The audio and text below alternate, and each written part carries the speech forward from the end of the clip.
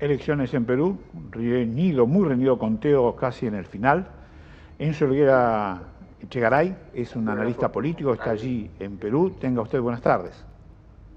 ¿Qué tal? Buenas tardes. Es un gusto saludarlos y poder dar cuenta de las elecciones más reñidas en la historia por la poca diferencia que hay entre los candidatos y también por una campaña electoral bastante plagada de acusaciones y motivación de temores de ambos candidatos.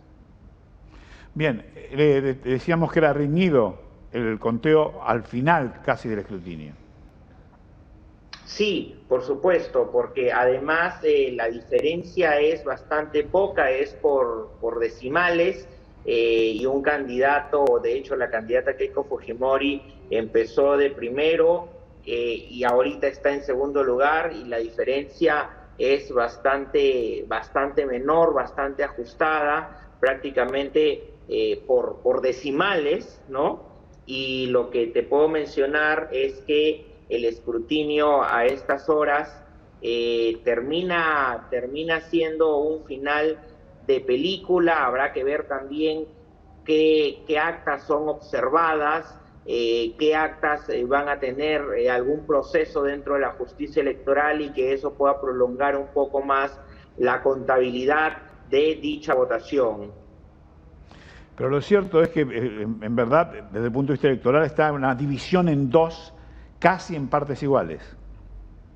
Sí, claro que sí. De hecho, a la actualidad, Keiko Fujimori concentra el 49.75 de los votos, mientras que Pedro Castillo adelante con el 50.24 de los votos. Entonces, se ha empezado, desde los decimales se han empezado a distanciar.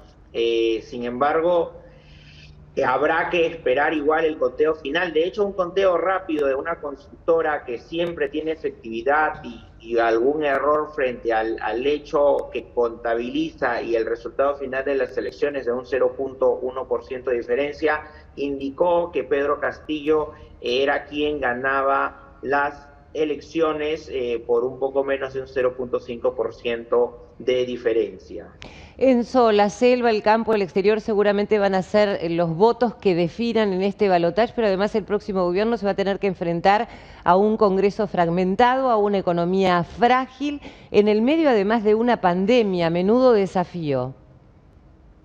Sí, definitivamente es una administración de la pandemia bastante compleja porque hemos tenido y hemos liderado muchas veces el ranking de los países con más infectados por millón de habitantes o más muertes por millón de habitantes, así que la tarea no es nada fácil.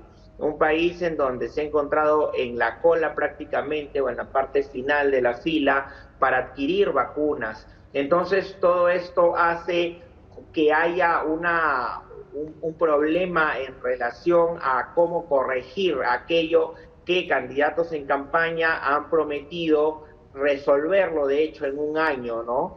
Con medidas bastante populistas, uno u otro candidato, bueno, que a mi juicio, Keiko Fujimori terminó siendo más populista que Pedro Castillo, en relación incluso a llegar a prometer bonos de pagos de un poco menos de $3.000 a cada uno por cada uno de los fallecidos por el coronavirus, y obviamente esto hace una cifra de un par de cientos de millones que obviamente no corresponden a progresar con una economía que de hecho no está saludable como la de todo el mundo en relación a los efectos colaterales que tiene la pandemia. Enzo Helguera Echegaray, le agradecemos su gentileza para con nosotros. Muchas gracias. Listo.